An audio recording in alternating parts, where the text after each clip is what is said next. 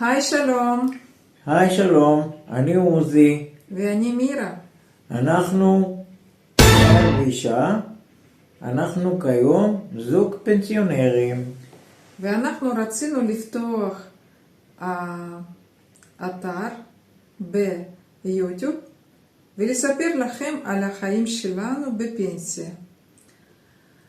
היום יש לנו סרט הראשון עלינו.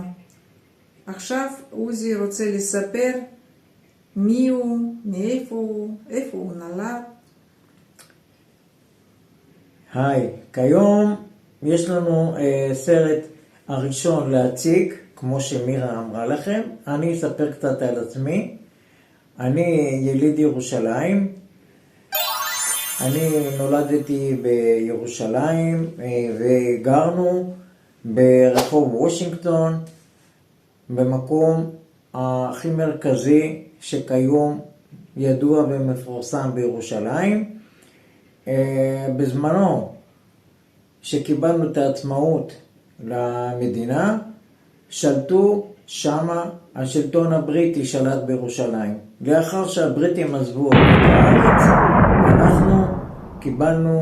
אנחנו הגענו יותר נכון לבית שההורים שלי וחלק מהמשפחה קיבלנו את הדירה הזאת ברחוב וושינגטון, ולאחר מכן כל הילדות שלי הייתה בבית הזה.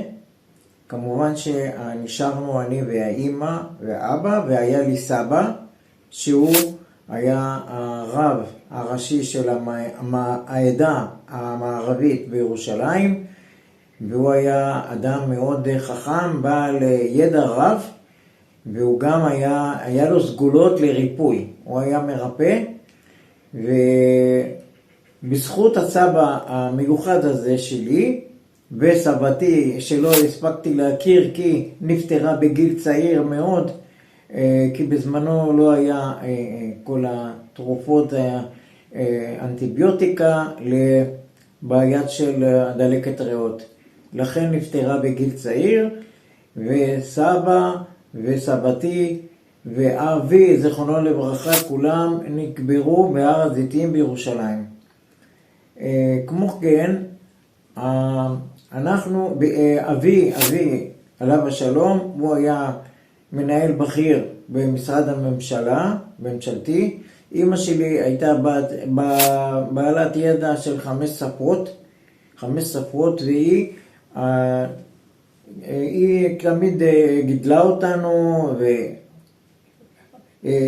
והשאירה אותנו בידע שלה, וקיבלנו חינוך ממש טוב בבית.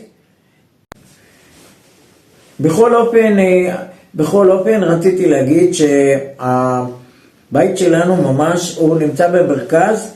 אמא שלי היא הייתה עובדת במלון קינג דיוויד, המלון הכי מפורסם של נשיאי מדינה וראשי ממשלה שהיו באים לביקור בירושלים, היו כמובן מתארחים במלון קינג דיוויד, ושם אמא הייתה עובדת במלון בקינג דיוויד. אבא שלי היה עובד במשרד ממשלתי בתפקיד בכיר במשרד ממשלתי מס הכנסה.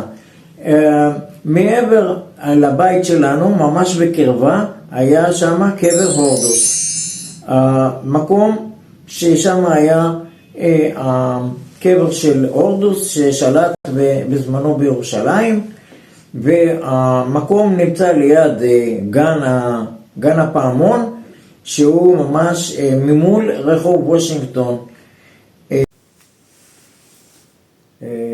בהמשך רציתי להוסיף, שכחתי לציין שבקרבת הבית שלנו הפרידה רק חומה, שמעבר לחומה הזאת היה YMCA כמובן, שזה כמו כנסייה שהיו בשם באים מכל המקומות, בעיקר הנוצרי בנצרות, והיו באים לשם לסמינרים וגם לתפילות. כמו כן, היה גם בצמוד, היה מגרש כדורגל של בית"ר ירושלים.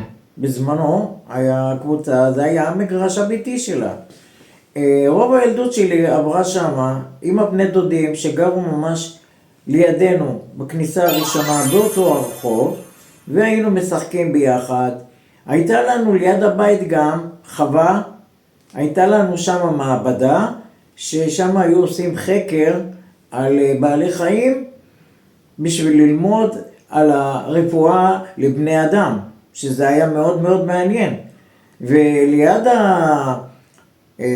המקום הזה היה עץ של תותים שחורים, ואני הייתי מטפס על העץ הזה, ועם הבן דוד שלי, והיינו קוטפים ואוכלים ומלכלכים את כל הבגדים, והיינו באים הביתה, ואמא אומרת, מה זה? איזה כתמים? מה זה עשית פה?